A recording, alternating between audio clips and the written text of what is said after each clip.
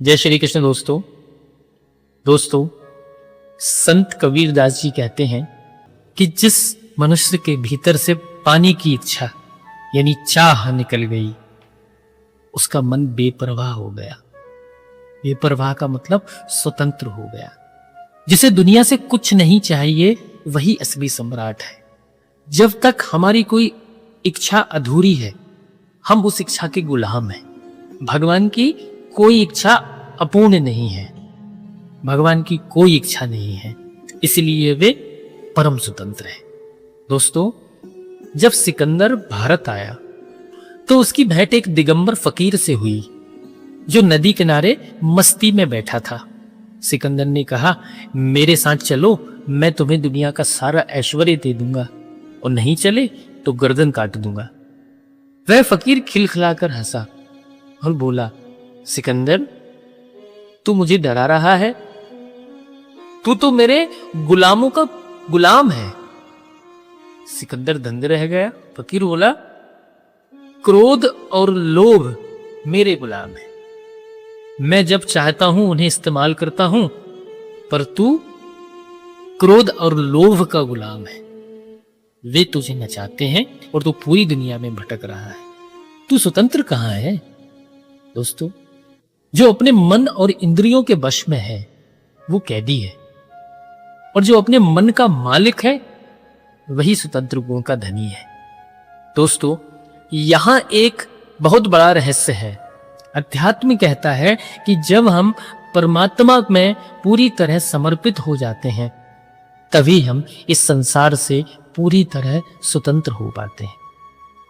जब हमारी डोर उस मुरली वाले के हाथ में होती है तो दुनिया का कोई भी व्यक्ति हमें अपने इशारों पर नचा नहीं सकता।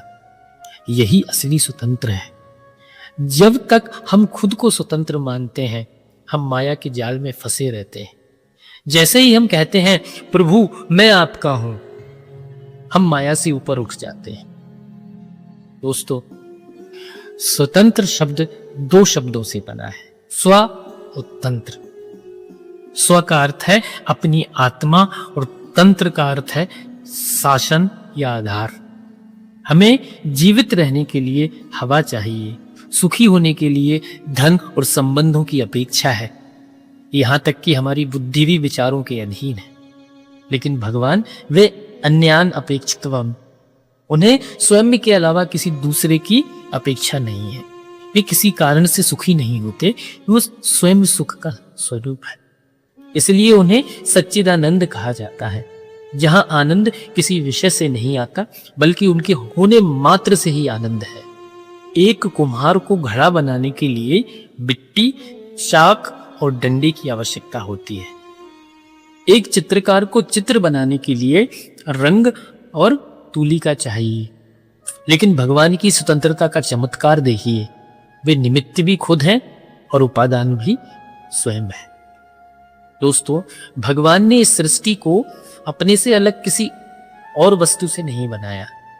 जैसे मकड़ी जाला बुनती है और वह जाला उसके अपने ही भीतर निगल लेती है, वैसे ही भगवान ने इस अनंत ब्रह्मांड को अपनी ही शक्ति माया से प्रकट किया है। अगर कोई कहे कि भगवान को किसी की और की आवश्यकता क्यों नहीं, क्योंकि उनके बाहर कुछ है ही नहीं। एक मेवा द्वितीयम, उनके सिवा दूसरा कोई नहीं।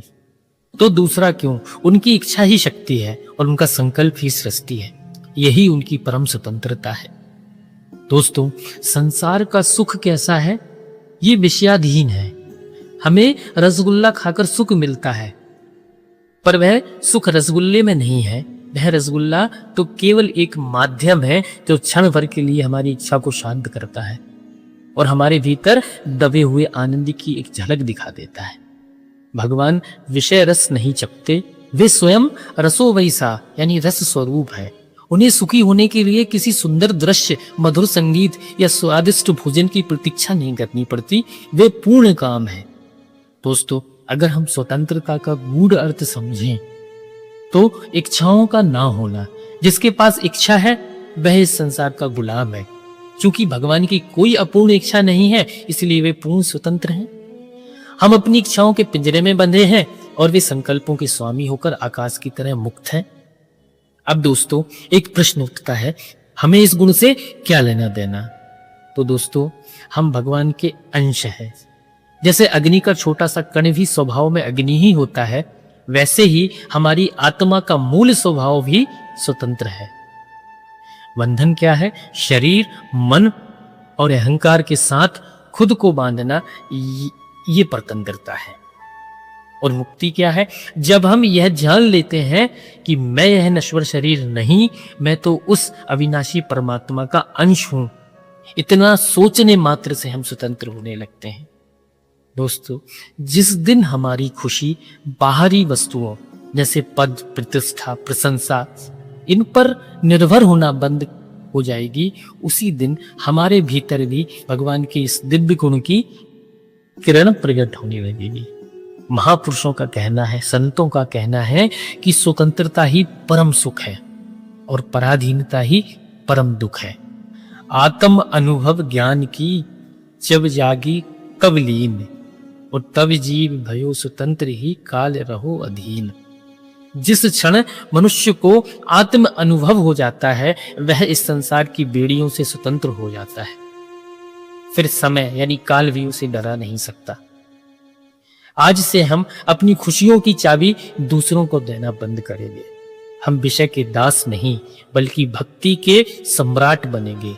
हम उस स्वतंत्र स्वामी के चरणों से जुड़ेंगे ताकि हम भी इस भवसागर के बंधनों से मुक्त होकर अपनी असली आजादी को पा सकें। दोस्तों माता पृथ्वी ने भगवान का जो ये दिव्य गुण बताया, इसको अपने जीवन में उतारिए और भगवान के श्री चरणों में आज की इस कथा को समर्पित करते हुए यहीं पर विराम देते हैं। कथा निरंतर जारी रहेगी। जय श्री कृष्ण।